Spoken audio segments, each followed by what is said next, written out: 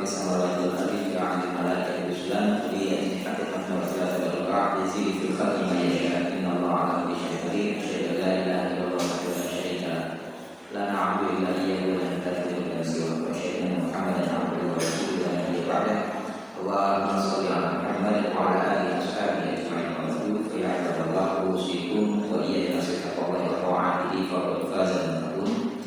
Yang saya muliakan Pak Alim Al-Ulama, Ustaz Aziz dan peserta tidak hadir. Alhamdulillah ini ada tamu dan peserta sendiri dari saudara-saudara kita dari jamaah tabligh. Mudah-mudahan kedatangan bapak-bapak semuanya, untuk semuanya bisa membawa keberkahan dan mengangkat ukhuwah kaum muslimin. Mudah-mudahan demikian.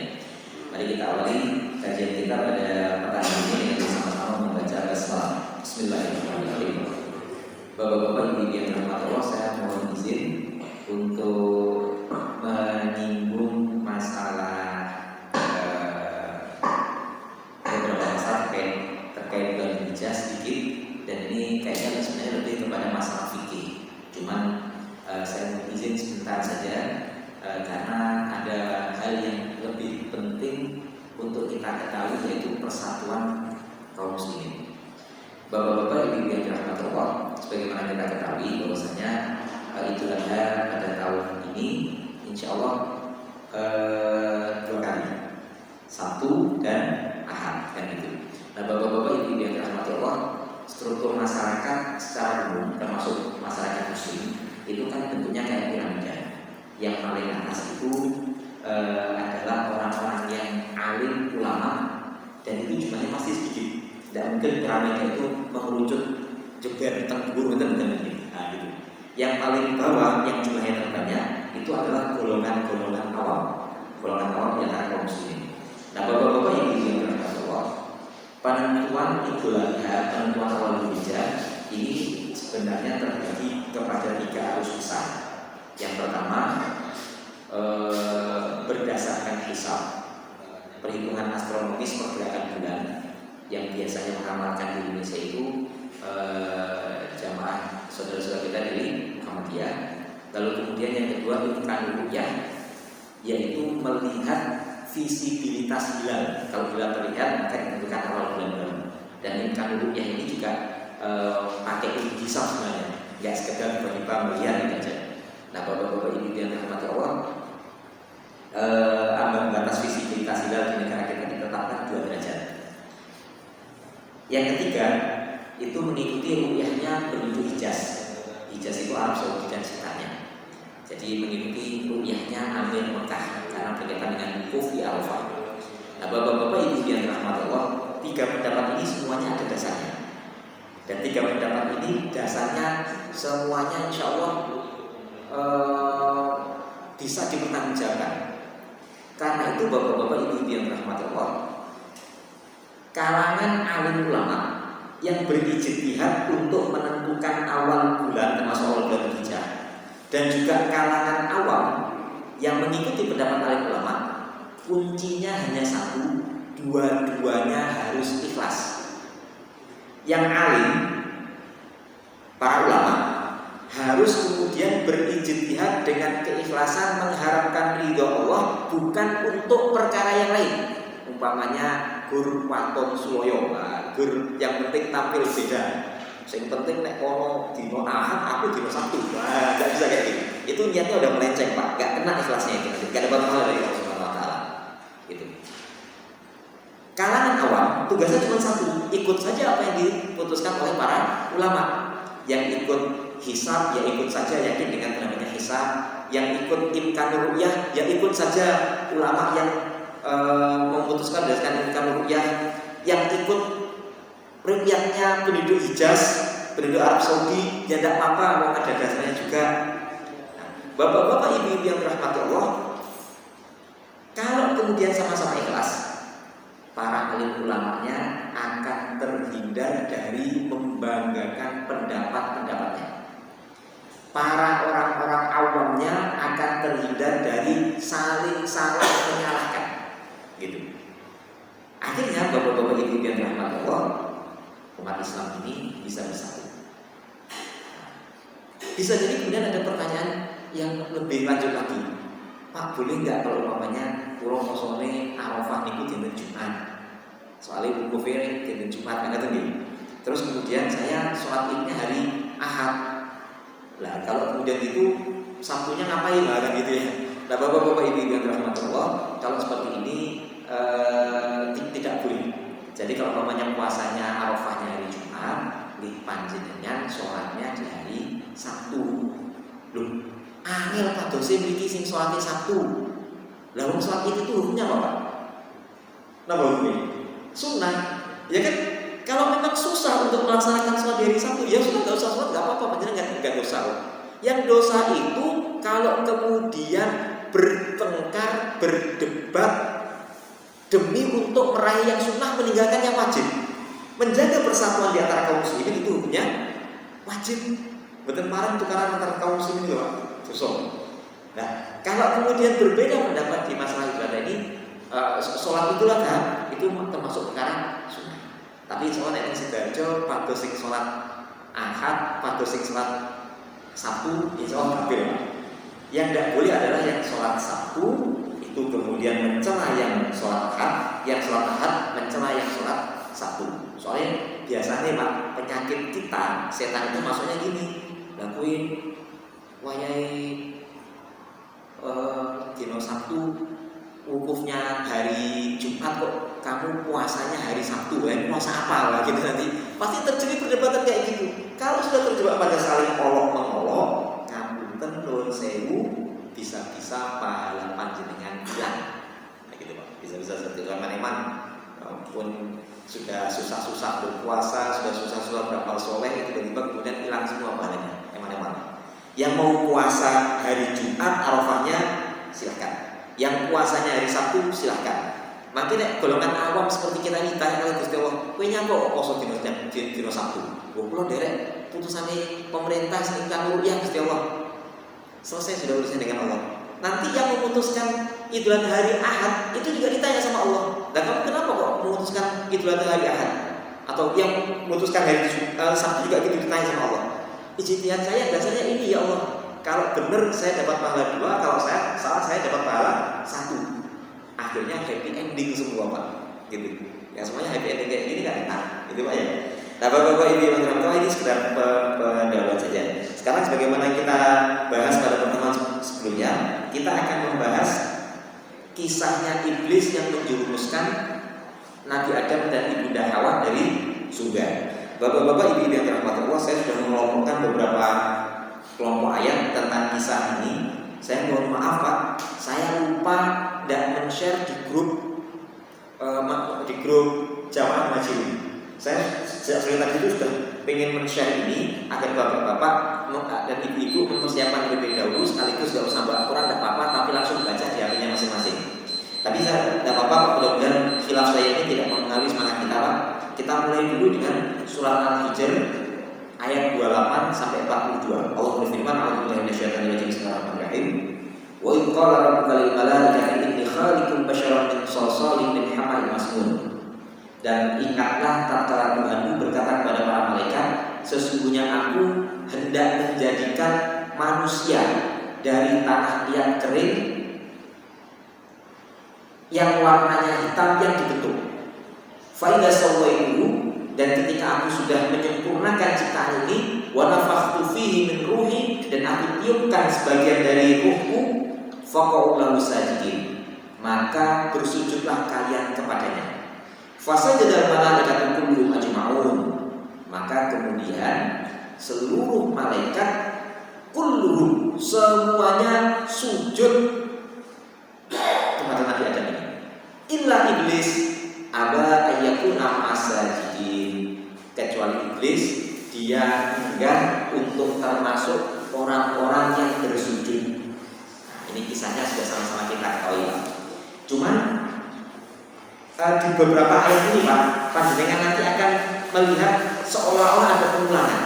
Sebenarnya bukan pengulangan Pak, tapi ada penekanan di poin-poin apa yang kemudian Allah ingin memberikan pelajaran kepada kita hambanya. Perhatikan ini dialognya iblis dengan Allah. Kenapa kok dia nggak mau sujud? Ini dialognya agak detail Pak. Qala, Allah berfirman, ya iblis, wahai iblis, malaka alla takuna ma'as-sajidin. Kenapa kamu kok enggak termasuk golongan orang-orang yang bersujud? Termasuk golongan malaikat-malaikat yang bersujud tadi itu.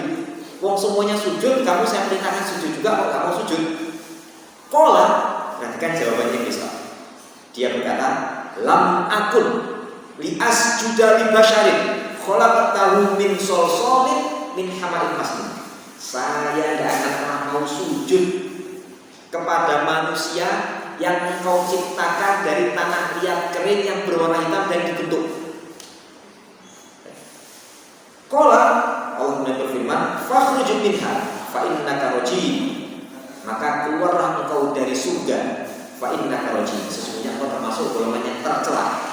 Wa inna 'alaika la'nata ila yaumiddin. Dan bagimu sesungguhnya atasmu ada laknat Allah hingga datangnya yaumuddin, hari kiamat. Qala, iblis kemudian menjawab, Rabbi fa'anzirni ila yaumi yub'atsun. Wahai Tuhanku, tangguhkan saya sampai pada hari dibangkitkan, yaitu hari kiamat. Qala, Allah kemudian berfirman, fa innaka minal munzirin ila yaumil waqtil ma'lum. Engkau ditangguhkan, jadi umurmu dipanjangkan, gak mati-mati. Ila yaumil waqtil ma'lum, sampai kepada hari yang waktunya telah ditetapkan, yaitu hari kiamat. Qala rabbi bima aghwaytani. Wahai Tuhanku, karena Engkau telah menyesatkanku, la uzayyinan lahum fil ardi, maka niscaya saya akan menjadikan indah, menjadikan seolah-olah ini adalah perhiasan bagi manusia ini di atas muka bumi. Walau biyanahum ajmain, dan saya akan menyesatkan mereka semuanya. Illa, kecuali ibadah kami minhumul mukhlasin, hamba-hambamu yang mukhlas, yang ikhlas. Qala, Allah berfirman, hadza siratul 'alayya mustaqim. Ini adalah jalan yang atasku yang lurus. Inna ibadi, sesungguhnya hamba-hambaku, laisa laka 'alaihim sultan illa man ittaba'aka minal ghawin. Tidak ada kekuasaanmu wahai iblis atas mereka, hamba-hambaku tadi itu, illa kecuali man ittaba'aka minal ghawin, orang-orang yang mengikut kepadamu dari golongan orang-orang yang melampaui batas. Bapak-bapak, ibu yang dirahmati Allah, ini kan kisah-kisah cerita. Apa hikmahnya dari al-hijr ini? Kita ambil dulu, Pak. Bapak-bapak, ibu yang dirahmati Allah, kita sama-sama mengetahui bahwasanya dosa pertama yang dilakukan oleh makhluk di atas alam semesta ini adalah dosa sombong. Tapi perhatikan, Pak, kalimatnya iblis nih, Pak. Ini kalimatnya kurang ajar.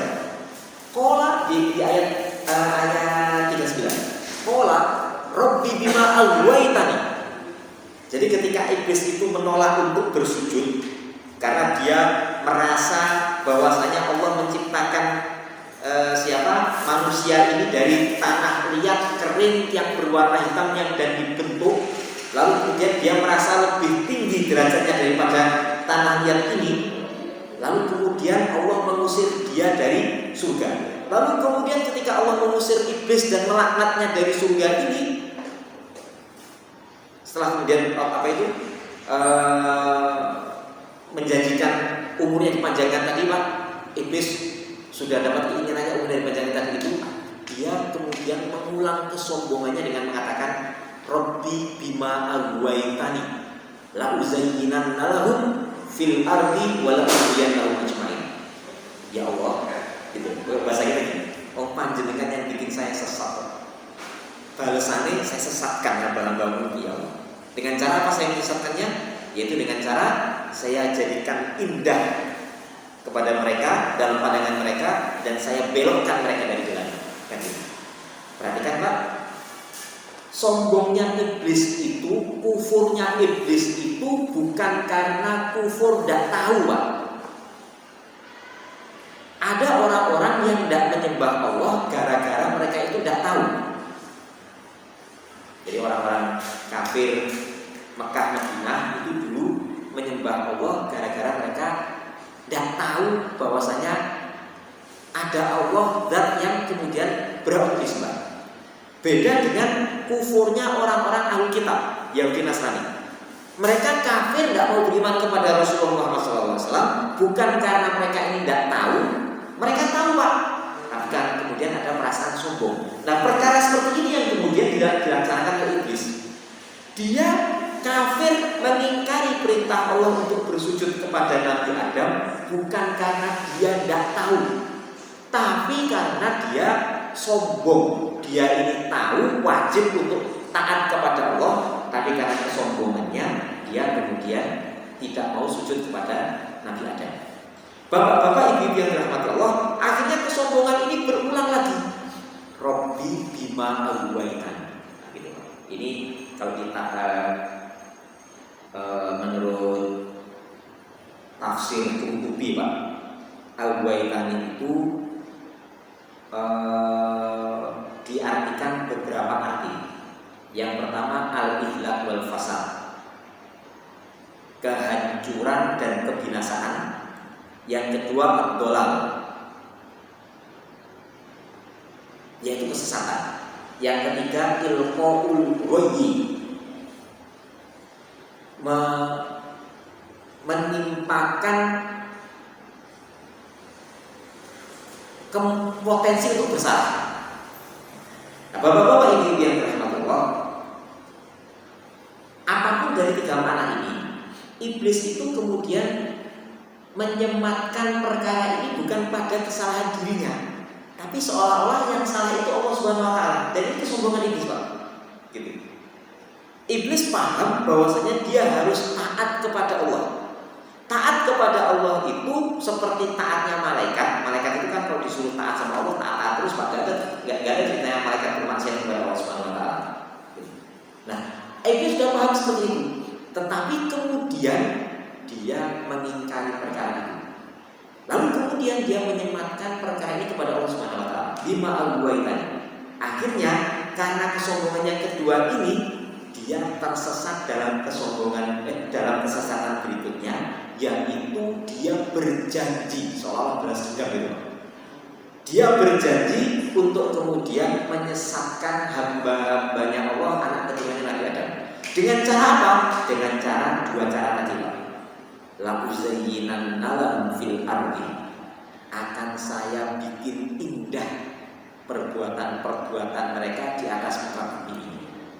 Bapak-bapak, ibu yang dirahmati Allah, kalau sekarang kita perhatikan Pak ya, dalam perkara makan dan minum, apa yang diharapkan oleh Allah Pak? Dalam perkara makan minum Pak, yang diharapkan kan cuma 4 saja Pak. Hurrimat alaikumul maitatu wad damu wa lahmul khinzir wa ma uhilla bihi lighairillah. Kalau makan perkaranya 4 nya Pak. Lalu kemudian kalau minuman yang diharapkan cuma 1, yaitu khamr aja, kan gitu Pak. Tapi bapak-bapak ibu yang dirahmati Allah, coba perhatikan. Ternyata makanan-makanan yang diharamkan oleh Allah yang cuma ada 4 makanan dan 1 minuman tadi itu ternyata banyak juga yang melanggar Pak. Panjenengan kalau dolan tengene pasar larangan ini Pak, yang jualan darah itu banyak Pak. Dan yang jual itu juga orang-orang yang insya Allah KTP-nya Muslim, yang jualan pakai jilbab ya Pak, gitu Pak. Yang beli juga banyak, insya Allah yang KTP-nya Muslim, gitu. Bahkan bapak-bapak ibu-ibu yang dirahmati Allah, ini sekaligus keprihatinan bagi kita Pak, keprihatinan. Kemarin yang lagi ngetop, ada bar yang ditutup gara-gara menjanjikan yang namanya Muhammad dapat minuman keras gratis, koper gratis Pak. Ini alhamdulillah ditutup Pak, ada 2 hingga Pak. Jadi saya teringat kisah-kisah mujahid-mujahid yang berperang di jalan Allah dulu Pak. Mujahid-mujahid itu biasanya kalau kesulitan ngepung sampai berbulan-bulan, lalu kemudian yang dikepung itu yang sampai berbulan-bulan itu bosan dikepung, yang ngepung juga sudah mulai bosan. Biasanya kemudian yang dikepung itu memprovokasi dengan cara menjelek-jelekan namanya Rasulullah. Kalau mereka sudah menjelek-jelekan yang namanya Rasulullah, yang ngepung, tentara kaum muslimin yang ngepung itu biasanya malah senang. Kenapa kok senang? Sebentar lagi kalah nih, gitu. Dan terbukti benteng yang dikepung itu biasanya kemudian tidak lama kemudian kalah. Jadi jangan macam-macam dengan namanya Rasulullah Muhammad SAW. Siapapun yang menghina nama Rasulullah Muhammad SAW, siap-siap kalah Pak. Bar itu menghina namanya Rasulullah, yang tutup barnya ini Pak. Jadi siapapun yang menghina namanya Rasulullah, siap-siap saja kalah. Cepat atau lambat siap-siap saja kalah. Gitu Pak. Cuma yang bikin prihatin Pak, yang bikin prihatin, kalau kemudian ini benar, kita harus bikin prihatin betul. Kenapa kok kemudian muncul nama Muhammad? Ternyata menurut survei mereka, entah surveinya benar atau survei abal-abal, pengunjung paling banyak itu pengunjungnya kalau laki-laki namanya Muhammad, yang perempuan namanya Maria. Diberitakan kayak gitu Pak ya. Itu miris kita harus belum miris Pak. Itu menunjukkan betapa umat ini jauh sekali dari agamanya. Gak ada satu orang pun kaum muslimin itu yang gak tahu bahwasanya khamr itu haram, babi itu haram. Tapi Pak, yang kemudian melakukan kemaksiatan seperti itu tetap banyak. Kenapa kok demikian terjadi? Ingat kata-katanya Iblis tadi Pak. La uzayyinannahum fil ardi, akan saya jadikan indah perbuatan-perbuatan buruk mereka tadi itu di atas muka bumi. Mereka paham Pak, makan makanan yang haram itu nggak boleh, minum minuman khamr itu nggak boleh, tapi kemudian dijadikan indah bagi mereka. Salah satu dalil indahnya bagaimana Pak? 2850 orang ini karyawannya muslim ini, kalau ditutup kasihan ini, gitu. Nah itu ditutup karyawan-karyawan yang muslim itu malah alhamdulillah menyelamatkan mereka dari neraka ini Pak. Soalnya yang jual khamr, yang minum khamr, yang jual khamr, yang mengedarkan kena semua itu Pak. Jadi saya kan kayak gitu Pak ya. Jadi saya kayak gitu. Dijadikan indah bagi mereka. Bapak-bapak ibu yang dirahmati Allah, Allah kemudian membantah, bukan membantah, tapi Allah menegaskan bahwasanya bahkan setan sendiri yang ngomong ini Pak. Illa ibadah kami minhumul mukhlasin, yang gak bisa saya goda ya Allah itu orang-orang yang ikhlas. Karena itu tadi saya mengawali kalimat kata kunci untuk menyikapi perbedaan dua hal itu ada kata kuncinya di kalimat ikhlas. Tiang niku nek pun ikhlas, insya Allah selamat. Ikhlas itu Pak berarti selamat dari riya, dari sum'ah, dari ujub. Kita puasa Arafah Jumat tapi gara-gara sungkan kemudian sholatnya Ahad, itu berarti tidak ikhlas itu Pak. Kenapa?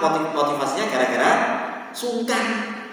Orang kalau udah ikhlas karena Allah Pak, tidak takut dicaci, tidak takut dipuji, tidak mengharapkan dipuji, dan juga tidak takut dicaci. Dan itu ciri-cirinya orang ikhlas. Yang penting saya tahu menurut ijtihad saya ini benar, maka saya lakukan ini karena ikhlas karena Allah Subhanahu wa taala, maka tidak takut dicaci dan tidak berharap untuk dipuji. Inna ibadaka minhul mukhlasin. Qala, Allah berfirman, "Hada siratun 'alaihi mustaqim." Memang ikhlas ini jalan untuk menuju kepada saya, jalan yang lurus. Gitu. Inna ibadi, Allah kemudian menegaskan lagi, sesungguhnya hamba-hamba saya yang ikhlas tadi itu laisa laka 'alaihim sultan. Tidak mungkin kau bisa menguasai mereka. Kecuali illa man ittaba'aka minal ghawin, kecuali yang ikut-ikutan dari orang-orang yang sesat yang ikut-ikut sama kamu saja, kata Allah seperti ini. Al-Hijr 28:42. Bapak-bapak ibu yang dirahmati Allah, kita berpindah kepada surat Al-Isra ayat 61 sampai 65. A'udzubillahi minasyaitonir rajim. Bismillahirrahmanirrahim. Wa idh qulna lil malaikati isjudu li Adam fasajadu illa iblis.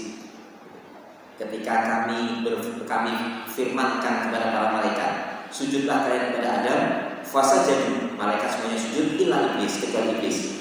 Qala asjudu liman khalaqtatina.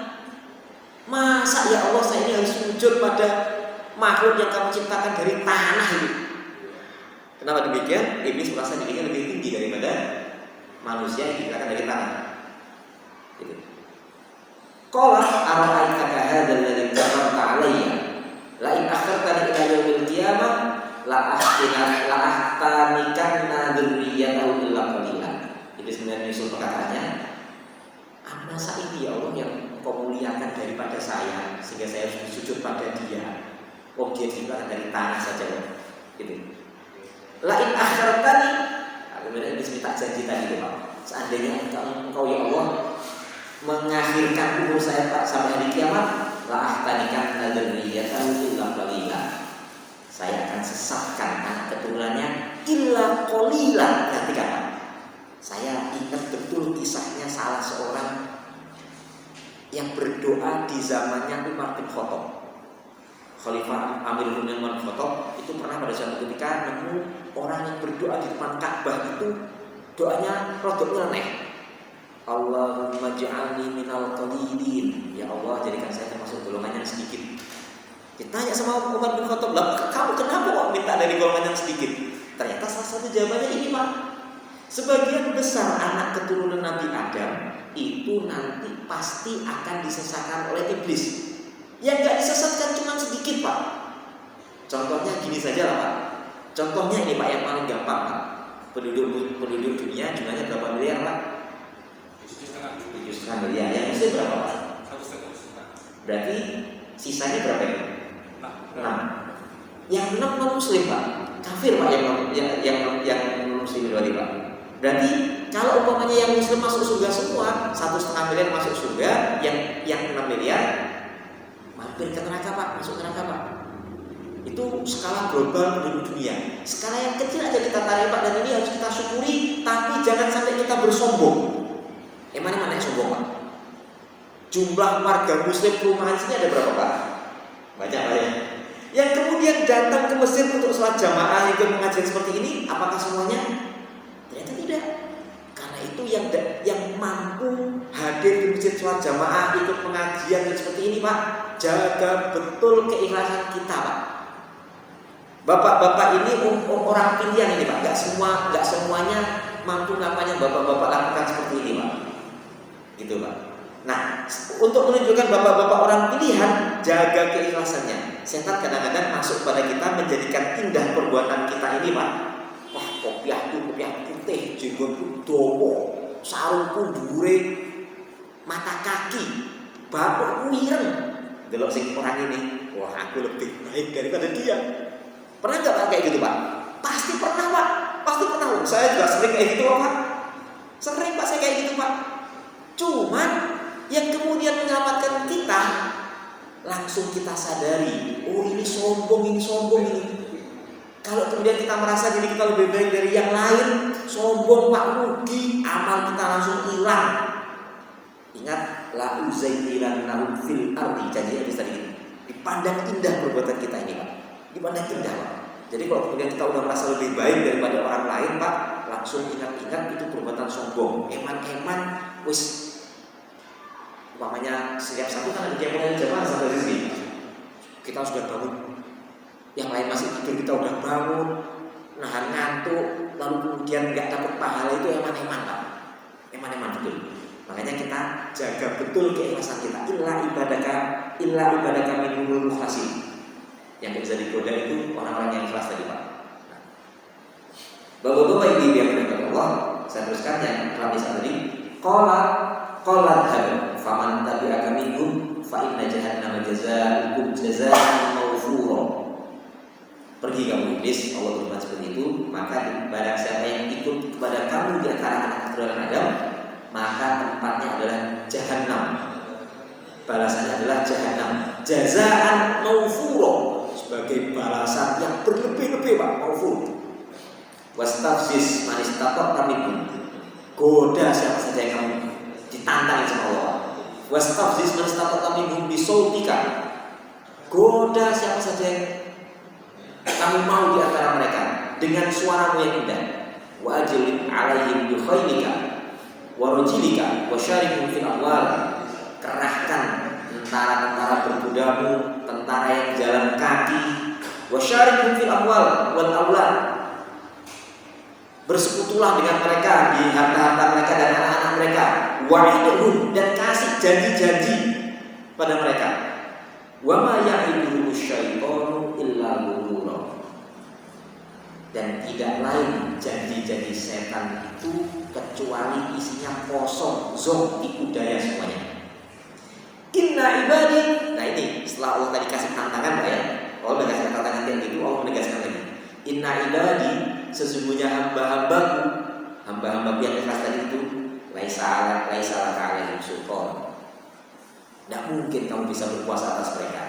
Wa kafa bi rabbika wakila, dan cukuplah Tuhanmu sebagai pelindung. Kita pindah pada surat Al-Kahfi ayat 50-51. Alhamdulillah bismillahirrahmanirrahim. Wa idh qulna lil malaikati isjudu li Adam fasajadu illa iblis kana minal jinni fafasaqa an amri rabbih. Dan ingatlah tatkala kami perintahkan pada para malaikat usjudu li Adam, agar kalian semuanya bersujud pada Adam, fasajadu illa iblis. Mereka semuanya sujud kecuali iblis.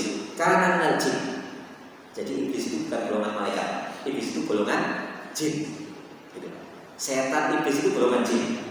Fafasaqa an amri rabbih. Kemudian dia fasik kepada perintah Tuhannya, durhaka kepada perintah Tuhannya.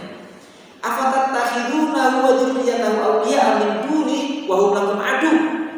Bi'sal dzalimina badala. Ini peringatan dari Allah pada kita. Gitu. Apakah pantas kamu itu menjadikan iblis dan keturunannya? Mosok pantas kamu menjadikan iblis dan keturunannya sebagai ganti selain saya, pelindung sebagai ganti selain saya. Kamu mengambil dia sebagai pelindungmu, mindungi sebagai ganti saya. Wahum lakum adu, padahal dia itu musuh bagi kalian. Bisa lidzolimina badal. Kemudian ditegaskan oleh Allah, Pak. Kenapa kok kemudian rugi sekali orang yang ngambil iblis sebagai pelindung itu, Pak?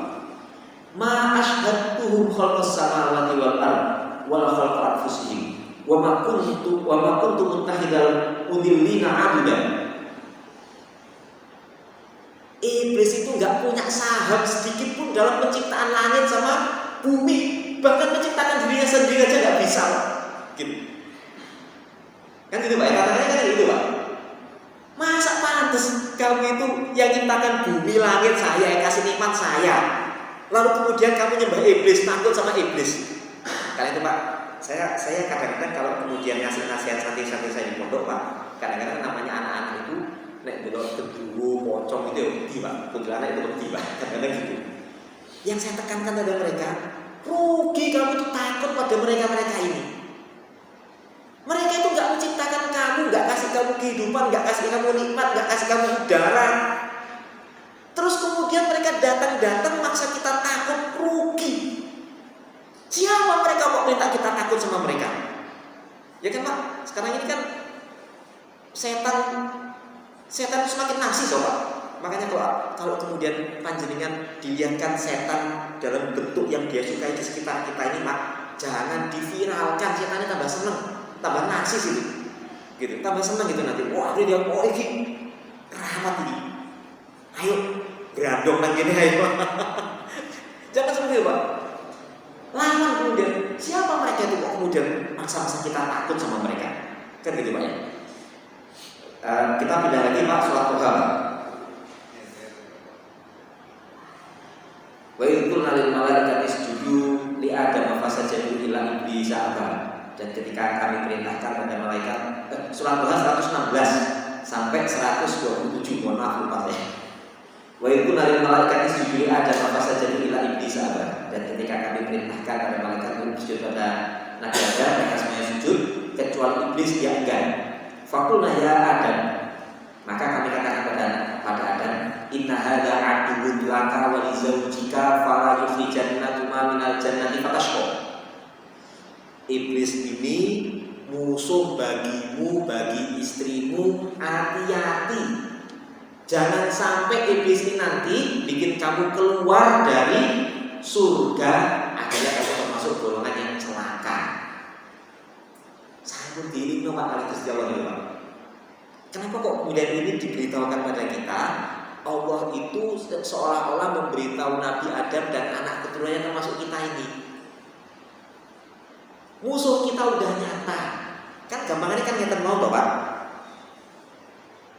Orang kalau sekolah dikasih pelajarannya nanti ini, soal-soal ujiannya ini, kamu nanti jawabnya ini. Kira-kira kalau kemudian dilakoni lulus atau betul, Pak?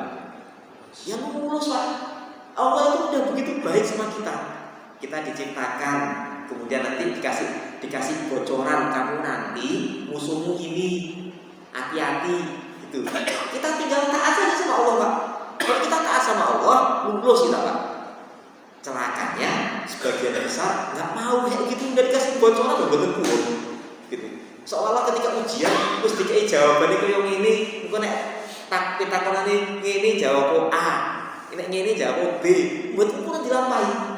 Apa yang terjadi? Celaka mereka, Pak. Gitu, Pak. Innalaka alla tajua fiha wa la ta'ra. Kamu nanti di dalam surga itu enggak merasa kelaparan, juga enggak kelihatan auratmu. Wa innaka la tazmau fiha wa la tadha. Kamu juga enggak kehausan, juga enggak merasa susah. Fa waswasa ilahi syaiton. Lalu kemudian setan kasih godaan. Qala ya Adam, wahai Adam, hal adulluka ala syajaratil khuldi. Mau enggak saya tunjukkan kepada pohon keabadian wa mulkin la yabla, dan kerajaan yang akan binasa. Fa'akala minha, keduanya kemudian makan dari pohon itu. Fabadat lahuma sawatuhuma, kemudian nampaklah aurat keduanya. Wa tafiqa yakhsifan alaihim min warqil jannah, kemudian mereka muter-muter cari daun-daunan surga untuk menutupi auratnya. Wa sa'ada rabbahu fawa, maka dan Adam termasuk orang yang bermaksiat kepada Tuhannya, dan dia termasuk orang yang tersesat. Summa jatabahu rabbuhu fataba alaihi wa kemudian Allah memilihnya lagi. Fataba alaihi, lalu kemudian Nabi Adam bertobat, wahada, dan Allah kasih petunjuk. Qala bi qaumin jami'a, keluarlah kamu berdua, dan Allah berfirman, keluarlah kamu berdua dari surga itu semuanya. Ba'dukum li ba'din adu, nanti sebagian kalian bagi sebagian yang lain adalah berlaku sebagai musuh. Fa imma ya'tiyanakum minni hudan, kalau datang petunjukku kepadamu, faman taba'a hudaya, maka barang siapa yang ikut petunjukku, fala yadillu wa la yashqa, maka dia akan tersesat dan dia akan celaka. Wa man a'rada 'an dzikri fa inna lahu ma'isyatan dhanka wa nahsyuruhu yaumal qiyamati a'ma, maka barang siapa yang berpaling dari mengingatku, baginya disediakan kehidupan yang susah. Wa nahsyuruhu yaumal qiyamati a'ma, dan akan kami bangkitkan nanti pada hari kiamat dalam keadaan buta. Qala rabbi lima hasyartani a'ma, kenapa ya Allah? Kemudian dia berkata, kenapa ya Allah engkau bangkitkan saya dalam keadaan buta? Wa qad kuntu basira, padahal dulu di dunia saya bisa melihat. Qala kadzalika atatka ayatuna fanasitaha wa kadzalika al-yawma tunsa. Yang itu aku. Nah, gitu lah. Bahasa kita gitu. Allah berfirman, qala kadzalika atatka ayatuna, udah datang ayat-ayat kami padamu dulu, fanasitaha, kamu kemudian lupa. Wa kadzalika al-yawma tunsa, akhirnya yang akibatnya hari ini kamu juga dilupakan. Wa kadzalika najzi man asrafa wa lam yu'min bi ayati rabbih, demikianlah kami berikan balasan kepada orang-orang yang berlebih-lebihan dan tidak mau beriman pada ayat-ayat Tuhannya. Wal adzabul akhirati asyaddu wa abqa, dan sungguh azab akhirat asyaddu wa abqa, lebih syadid dan lebih kekal. Yang di surat Al-Baqarah itu kan juga ada ayat, Pak, ketika iblis sudah mengeluarkan Nabi Adam, berhasil menggoda Nabi Adam, yang terjadi pertama itu fabadat lahuma sawatuhuma, nampak auratnya mereka, auratnya Nabi Adam dan ibunda Hawa. Saya berkali-kali mikir, Pak, iblis itu kan godanya agar tidak dekati pohon, gitu Pak ya. Lalu kemudian godaan iblis itu kan gini, kowe nek makan ngene iki, makan dari pohon ini, kamu nanti itu bisa kekal abadi, gitu kan gitu Pak. Tapi dampaknya ketika Nabi Adam bermaksiat, langsung bajunya lepas, Pak. Langsung tersingkap auratnya. Apa hikmahnya demikian itu? Perhatikan Pak, bapak-bapak ibu yang dirahmati Allah, manusia itu fitrahnya kalau kelihatan auratnya isin. Bener Pak ya? Bapak-bapak kalau umpamanya melakukan perbuatan dosa, saya yakin Pak, gak ada satu orang pun di antara kita yang duduk sekarang ini gak sama sekali gak melakukan dosa. Gak ada yang maksum di antara kita, benar Pak ya? Kalau ada yang ngaku maksum, bohong Pak. Kalau yang maksum cuma Nabi Pak. Saya ataupun bapak-bapak semuanya melakukan perbuatan dosa ini Pak. Cuman dosa itu ditutupin sama Allah Subhanahu Wa Taala. Karena ditutup, kita masih bisa petentang-petenteng di hadapan yang lain Pak. Saya banyak dosa Pak, cuma dosa saya ditutupin oleh Allah dari bapak-bapak. saya bisa sok ceramah di sini, jenggot gua kan gitu Pak. Dosa saya ditutupin Pak. Coba kalau sekarang kemudian Allah itu perlakukan kita seperti Nabi Adam, begitu melakukan maksiat langsung hilang pakaian kita Pak. Apa yang terjadi? Malunya bukan main. Kan itu Pak ya. Malunya bukan main. Itu hikmah pertama. Hikmah yang kedua Pak, ini bisa kita tarik pada zaman kita sekarang ini Pak. Ternyata fitnah syahwat yang ditandai dengan terbukanya aurat itu menjadi fitnah yang besar sekali sekarang ini. Bapak-bapak kalau lihat iklan-iklan yang paling banyak orang-orang yang membuka auratnya Pak. Dan industri pornografi itu menjadi suatu industri Pak, bukan hanya sekedar suatu yang iseng-iseng dilakukan Pak, menjadi industri Pak. Jepang, Taiwan, Cina, Amerika itu ada pusat-pusat industri pornografinya di sana Pak. Ada Pak. Dan kemudian yang nggak kalah mengerikan dan menggelikan Pak, negara-negara yang menjadi pusatnya industri pornografi itu ternyata tingkat demografinya tidak semakin naik malah turun. Jepang itu terkenal sebagai salah satu pusat industri pornografi Pak. Tapi jumlah penduduknya semakin tahun semakin menurun. Saya pernah baca berita Pak, di Jepang itu sekarang banyak rumah-rumah kosong Pak, ditinggal mati sama penghuninya, anak-anaknya nggak punya, sekarang kosong rumahnya Pak. Bapak-bapak kalau kemudian mau beli rumah di Jepang sana mau Pak. Di negara-negara seperti ini tingkat demografi semakin turun Pak. Bapak-bapak ibu yang dirahmati Allah, itu salah satu hikmah. Kenapa kok kemudian godaan iblis itu dikaitkan dengan teriaknya Allah? Itu Pak, mari kita jaga betul aurat kita. Hati-hati Pak. Semakin kemudian aurat kita ini disingkap dan rata-rata iblis itu menggodanya yang dibuka, setan iblis itu yang dibuka auratnya itu aurat perempuan Pak.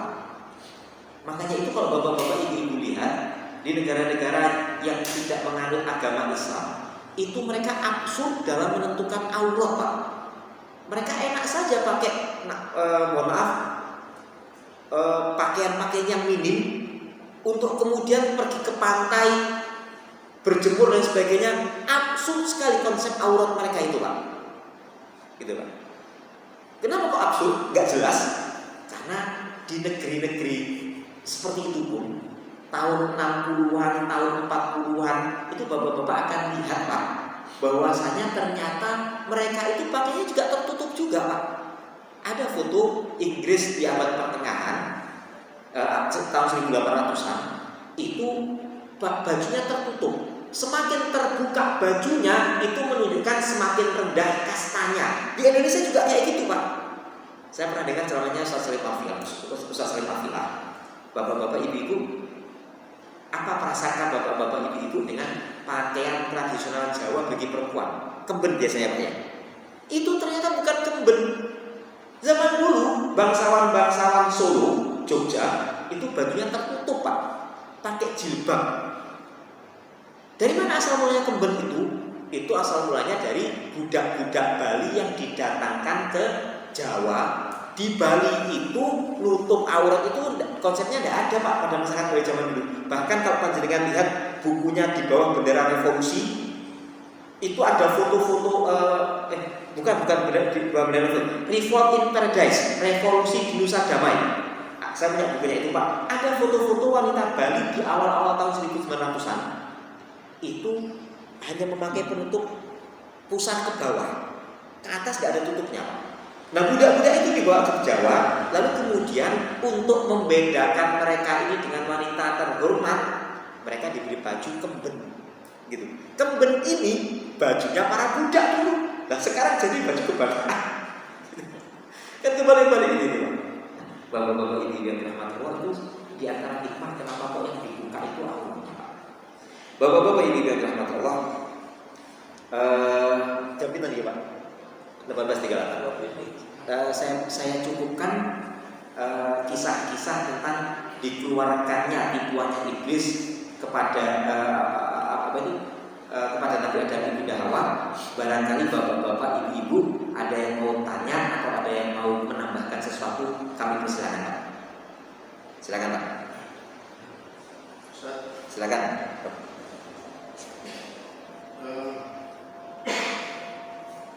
Beberapa orang itu karya dan mengambil intinya bahwa Allah itu menerima semua taubat. Kalau iblis itu satu-satu taubat, misalnya, apakah mungkin pertanyaan pertama? Kalau nggak mungkin, kenapa kok nggak mungkin? Terus kalau bertaubat misalnya, apakah mungkin diterima? Dan kenyataannya nanti kalau Pak Iblis itu bertaubat, maka orang-orang yang sudah kadung tahu bahwa kadung ini lebih besar. Saya akan menjawab Pak dengan surat Ibrahim ayat 22 Pak. Ini pernyataan tobatnya iblis, tapi tobatnya nggak diterima, gitu Pak. Bismillahirrahmanirrahim. Wa qala syaitan, setan kemudian berkata, masa iblis Pak, lama qudiya amru, ketika perkara sudah diputuskan, hisab sudah selesai, penduduk neraka sudah jelas, penduduk surga sudah jelas Pak. Innallaha wa'adakum wa'dan wa'dal haqqi wa wa'adtukum fa akhlaftukum. Jadi iblis pidato Pak. Sesungguhnya Allah telah kasih janji yang benar pada kalian. Saya juga kasih janji. Cuman janjinya Allah itu benar, janji saya ingkari. Gitu. Wa maka nali alaikum min sultan. Saya nggak punya kuasa sedikit pun pada kalian, wahai orang-orang yang mau masuk neraka yang sudah saya goda-goda ini. Illa anda a'udukum fastajabtum li. Cuman saya ini bisanya yang ngajak-ngajak kalian saja. Kalian aja yang ikut-ikutan ajakan saya, kan gitu Pak. Fala talumuni walumu anfusakum. Kalau udah kayak gitu jangan caci maki saya. Caci maki dirimu sendiri ini. Kok kamu yang ikutkan saya, kok saya nggak maksa-maksa kok. Saya cuma ngajak gitu. Iblis itu ngomongnya gitu Pak. Pidatanya terakhir gitu Pak. Ma'ana bimuslihikum wa ma'antum bimuslihin. Saya nggak bisa bela kalian, kalian juga nggak bisa bela saya. Inni kafartu bima asyraktumuni min qabl. Saya ingkari apa-apa yang kalian persekutukan kepada saya sebelumnya. Jadi pernyataannya gitu Pak. Dia mengingkari Pak. Iblis itu mengingkari apa yang dia menyuruh untuk orang-orang mempersekutukan dia Pak. Innal zalimina lahum adzabun alim. Sesungguhnya bagi orang-orang yang zalim, bagi mereka azab yang pedih. Ini menjawab soal pertanyaan kita Pak. Yang pertama, taubatnya iblis itu tidak diterima sama Allah SWT. Kenapa demikian? Allah sudah menetapkan demikian Pak. Gitu. Allah sudah melaknatnya. Jadi iblis ini nanti masuk neraka bersama orang-orang yang kemudian disesatkan oleh iblis tadi itu. Dan kemudian mereka gegeran sendiri nanti Pak. Ada gegerannya penduduk neraka yang direkam oleh Al-Quran. Mereka saling menyalahkan, yang kroco-kroco nyalahkan pembesar-pembesarnya, pembesar-pembesarnya juga nyalahkan kroco-kroconya. Karena itu iblis sebenarnya mengatakan fala talumuni walum anfusakum, ojo sak nyalahno aku wis, kowe dhewe sing salah gitu. Iblis mengatakan demikian Pak. Nah, andai kata dan ini tidak mungkin terjadi Pak. Andai kata tobatnya iblis itu diterima, maka tobatnya diterima atau enggak sama Allah, tetap saja orang-orang ini menyesal semua. Menyesalnya bukan karena apakah perkara iblis itu tobat atau enggak, apakah dia ngancani di neraka atau tidak, bukan seperti itu perkaranya Pak. Tapi tobatnya itu Pak diperlihatkan kepada mereka, pada orang-orang penduduk neraka, orang-orang kafir ini Pak, tempat mereka nanti di neraka, dan ini hadisnya sahih. Lalu kemudian diperlihatkan pada mereka tempat mereka di surga, andai mereka beriman. Menyesalnya kayak gitu Pak, gitu. Karena itu kemudian mereka pengen banget balik ke dunia ini untuk beriman lagi. Tapi itu dibantah oleh Allah dalam surat An-Nisa. Gitu. Surat Al-A'raf. Gitu. Kamu yang balik gak mungkin kamu beriman lagi kok. Kamu pasti sesatkan lagi sama iblis kayak mau meneh. Gitu. Jadi karena itu Pak, penyesalan mereka itu di dalam Al-Quran disebutkan dengan kalimat hasratun. Hasratun itu penyesalan yang gak mungkin lagi bisa diperbaiki. Mumpung sekarang ini di dunia, nah kita kemudian saling mengingatkan gini. Saling mengingatkan gini saja Pak. Kadang-kadang iblis itu mendatangkan perbuatan-perbuatan buruk itu seolah-olah itu perbuatan baik. kalau mau kurban gini Pak, sering ada sindiran-sindiran yang menurut saya relevan, lucu tapi relevan. Musim burung, maka beli burung dimanapun, dimanapun burungnya, harganya berapapun tetap diburu. Musim akik, berburu akik, berapapun harganya dan berapapun jauhnya tetap dibeli, kan gitu Pak ya. Musim sepeda, beli sepeda, berapapun harganya, berapapun jauhnya, pokoknya tetap dibeli. Musim kurban, beli tusuk sapi. Apa dari video lucu ini ada videonya Pak, saya ketawa lihat ini.